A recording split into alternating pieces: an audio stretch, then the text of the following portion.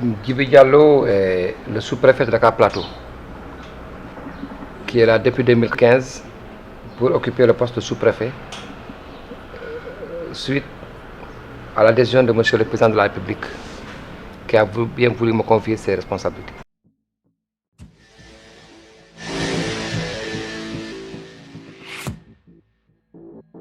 J'ai fait déjà, mon premier poste c'était le poste de Sangalkam, en tant qu'adjoint sous-préfet.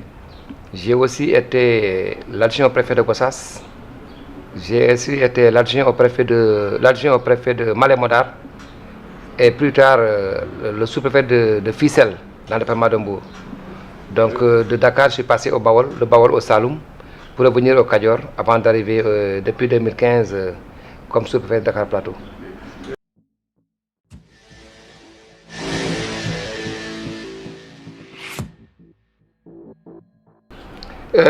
Je puisse vous dire qu'aujourd'hui,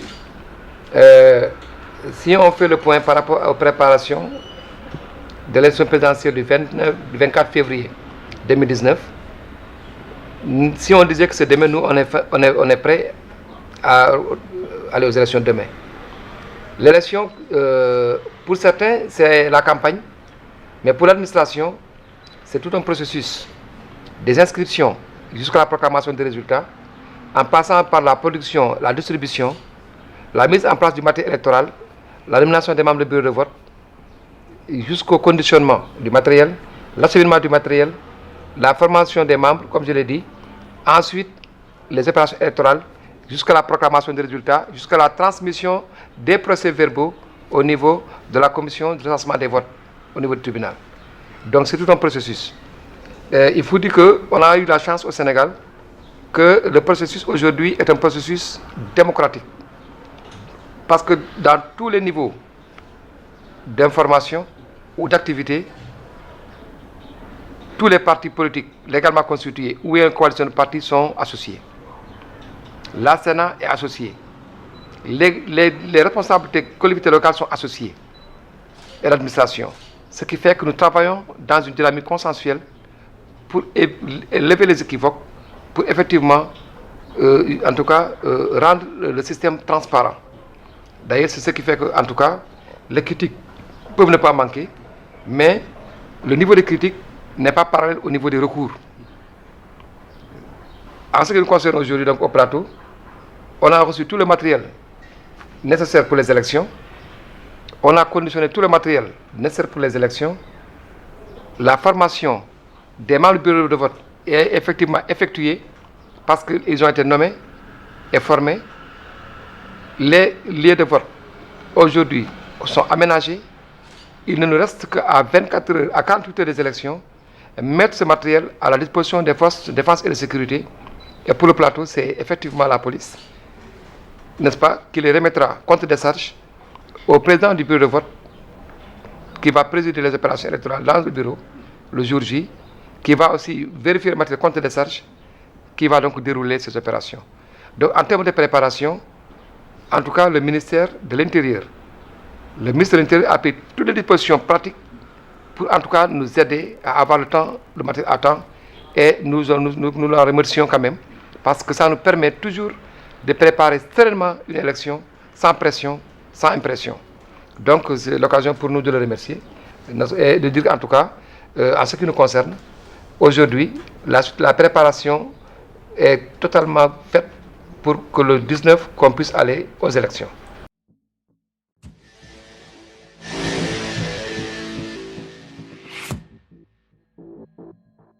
Au niveau de Dakar Plateau, nous avons 31 lieux de vote.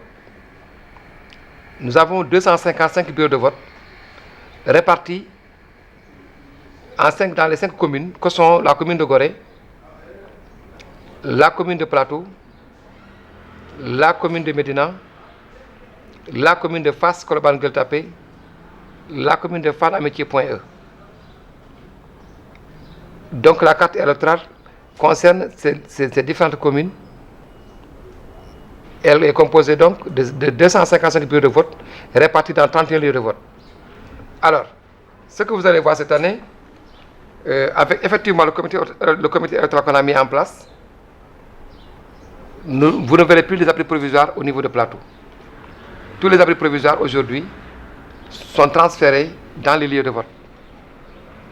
Ensuite, dans l'organisation toujours, il y a eu des avancées parce que les bulletins de candidats sont préconditionnés déjà au niveau de la DGE avant d'être remis aux autorités administratives que nous sommes. Et pour cela aussi, l'ensemble des acteurs détient le même niveau d'information que nous-mêmes, que sont donc les membres du comité électoral. Tout ceci a été fait en collaboration et en discussion avec les membres du comité qui l'ont proposé, que nous avons entériné et que l'autorité a validé. Donc c'est pour vous dire qu'en tout cas, la carte électorale, en tout cas à notre niveau, elle est très bien maîtrisée et en tout cas aujourd'hui, elle est bien appréciée aussi.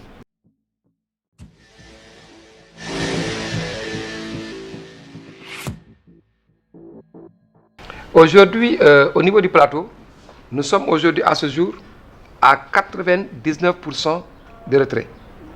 Sur 137 000 cartes, aujourd'hui, il ne nous reste que 7 620 cartes. Et ça, ce sont des cartes, aujourd'hui, pour l'ensemble de la circonscription administrative. Donc, des cartes, aujourd'hui, qui appartiennent et à la commune de Gorée, et à la commune de Plateau, Médina, Fass-Koban, Gueule Tapée et Fanamitié.e. C'est dire donc que dans ma carrière, depuis 30 ans pratiquement, que je n'ai jamais rencontré un taux de retrait aussi important. C'est dire donc que c'est une dynamique. Étant donné que l'idéal n'existe pas, on ne peut pas atteindre effectivement les 100%. Pour cela donc, je pense que la communication que nous avons eu à faire dans les médias a payé. Les moyens que l'État a mis en place aussi pour informer les électeurs a payé. Maintenant, ce qu'il faut aussi dire, que ce retrait n'est pas seulement lié aux élections. Parce qu'il faut remarquer que les cartes ne sont pas des cartes d'électeurs. Ce sont des cartes d'identité avant tout et les gens oublient ce volet. Couplées de la carte d'électeur. Donc si les gens viennent prendre leur carte, certes il y a des élections, mais il faut aussi dire qu'en dehors des élections, il y a aussi que cette carte constitue avant tout une carte d'identité. Et je crois que ceux qui ne sont pas encore passés par leur carte, jusqu'au 23 au soir à 18h, pour ceux qui sont à l'intérieur du pays, et le 24, donc le jour des élections, pour ceux qui sont à l'extérieur du pays. Donc ils ont le temps de venir les chercher, étant persuadés qu'il n'y aura pas de 100%, parce que parmi eux, il y a des gens qui sont décédés, il y a d'autres qui ne sont pas là. Maintenant, la question des cartes a toujours posé problème. Vous me direz, certes, il y a des gens qui n'ont pas reçu leur carte et qui s'étaient inscrits. Mais il y a un volet que les gens oublient. Vous savez, quand on s'inscrit sur la liste électorale,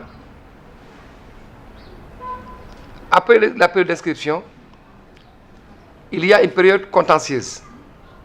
La période contentieuse, c'est quand les listes provisoires ont été affichées. Ces listes provisoires, une fois affichées, chaque électeur doit aller vérifier sur ces listes provisoires est-ce que son nom y figure. Est-ce qu'il a été omis? Ou bien est-ce qu'il y a eu des erreurs dans la transcription de ses filiations? Une fois que ceci est constaté, l'électeur doit aller au tribunal pour se faire signaler. Une fois muni d'ordonnance, il peut retourner au niveau de la commission pour se faire rétablir dans ses droits. Maintenant, s'il arrive que l'électeur, après la publication des listes provisoires, a été omis et qu'il n'a pas eu le temps de vérifier cela, l'erreur persiste. Ceci conduit à quoi? Ceci conduit qu'à la production des cartes, que son nom ne puisse pas figurer dans le fichier. Donc, à ce niveau, il y a une responsabilité individuelle. Certains vous diront qu'on n'était pas informés. L'État a pris des supports médiatiques, les télévisions en général, les radios et les journaux, avec des spots où on demande aux Sénégalais d'aller vérifier leur nom sur la liste électorale. Et quand je parle le cas de Plateau, avec les 130 000 inscrits qu'on avait au niveau de la refonte, il n'y avait pas 1000 personnes qui étaient allées consulter les listes. Sur les 130 000, ceux qui étaient partis consulter les listes provisoires, il n'y en avait pas 1000. Vous verrez donc aisément, il peut y avoir des gens qui ne figureraient pas sur ces listes provisoires et qui malheureusement, quand ces listes provisoires deviennent définitives, que sur leur nom, ils ne figurent pas. Ça, c'est un cas de figure. L'autre cas de figure, que lors de la refonte qui a démarré le 4 octobre 2016, l'inscription était une compétence nationale. Qu'est-ce que cela veut dire? Cela veut dire qu'on pouvait être de Kédougou, de Tamba, du Fouta, et s'inscrire à Dakar Plateau. Maintenant, même si on s'inscrit à Dakar Plateau, on mettait la date électorale de notre convenance. Si la carte est imprimée, elle est envoyée au niveau de la date électorale. La commune dans laquelle vous devez voter. Mais souvent, ce qui se passe, si les gens s'étaient inscrits au plateau, ils continuent à venir au plateau pour chercher leur carte. S'ils ne la trouvent pas, ils disent que leur carte n'est pas disponible. Alors qu'en ce moment-là, la carte certainement a été envoyée au niveau de son adresse électorale. Ça aussi, ça déroute certaines personnes. Et c'était l'occasion, effectivement, pour demander aux acteurs politiques, autant que nous le faisons, autant aussi de sensibiliser leurs militants pour qu'ils arrêtent leur carte d'électeur. Et souvent, ce n'est pas le cas. Donc, ce qui fait que ça, c'est un cas de figure. L'autre cas de figure, ce sont des gens qui s'inscrivent et qui quittent, qui ne reviennent plus. Eux aussi, ils ne reviennent plus. Leur carte reste toujours en souffrance. Ce qui me faisait dire du tantôt, il y a des gens, certes, qui sont décédés. Il y a d'autres qui s'inscrivent, qui ne reviennent plus. Il y a d'autres qui ne vont jamais voir leur carte au niveau de leur adresse électorale. Ce qui fait que souvent, il y a des cartes qui restent. Mais quand même, le taux est un taux qui est totalement acceptable, qui nous permet aujourd'hui, en tout cas, d'aller au niveau des élections pour, en tout cas, faire correctement, n'est-ce pas, notre acte et notre devoir citoyen.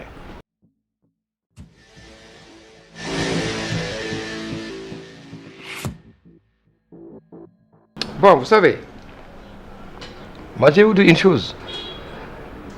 La campagne électorale est un lieu d'exposition programmatique.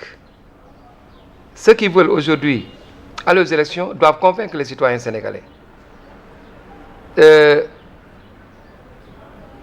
Ceux-là qui sont au pouvoir défendent un bilan et dégagent des perspectives.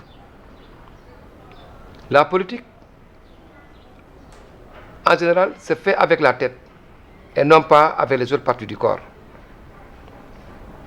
Et l'homme politique, par définition, c'est celui qui cherche à réussir là où d'autres ont échoué.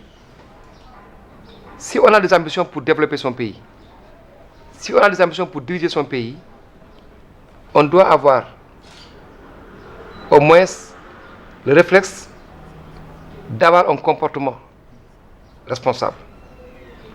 La violence est l'arme des faibles. Elle ne peut pas être tolérée.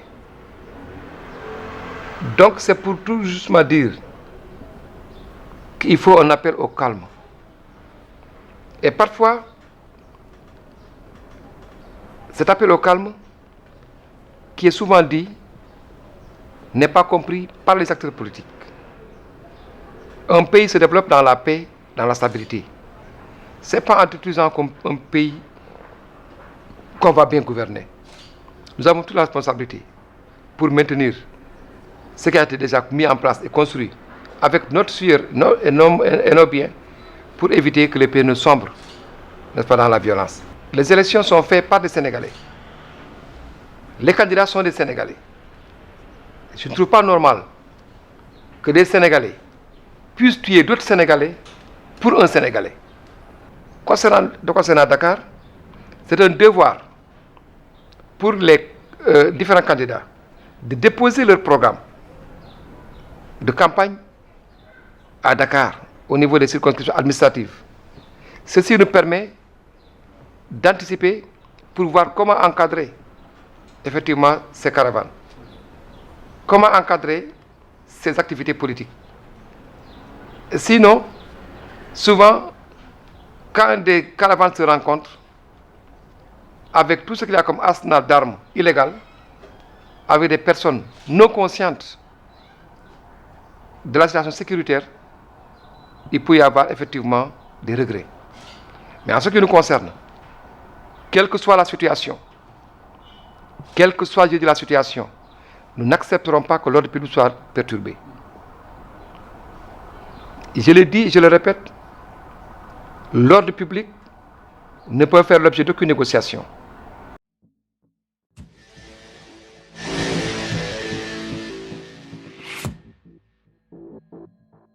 Vous, la presse, vous en avez une responsabilité. Vous ne verrez jamais une presse étrangère diffuser des images qui incitent à la révolte. Et ce qui est malheureux au Sénégal, je n'ai rien contre la presse. Vous avez une responsabilité. Quand quelqu'un appelle à l'insurrection, quand quelqu'un appelle à la violence, je pense que ces images et ces informations ne doivent pas être publiées. Mais malheureusement, ce qu'on constate, c'est effectivement quand les gens utilisent des gros mots, des menaces, que effectivement ces informations seront transmises à longueur de journée. Moi, étant conscient de la situation, je ne suis pas dans le même registre que l'enfant adolescent qui ne comprend pas encore. Je ne suis pas dans le même registre que l'enfant qui est à l'école élémentaire, qui ne comprend pas encore. Il peut penser que l'apparence de la violence conduit au pouvoir. Et nous avons vu que partout où l'Afrique est déchirée, ça a été du fait des élections, de la violence et du pouvoir. Donc je pense que, rien que pour cela, vous aussi la presse, il y a des images que vous ne devez pas diffuser. Il y a des appels que vous ne devez pas retransmettre. Il y a des informations que vous ne devez pas donner. Même si l'information est un droit, l'information doit contribuer à la stabilité et au développement, non pas à la destruction du peuple ou bien de la République. Ça, je crois qu'il faut que chacun parmi nous joue sa partition. Et savoir que, comme je l'ai dit tantôt, l'absence d'insécurité n'est pas forcément signe de sécurité.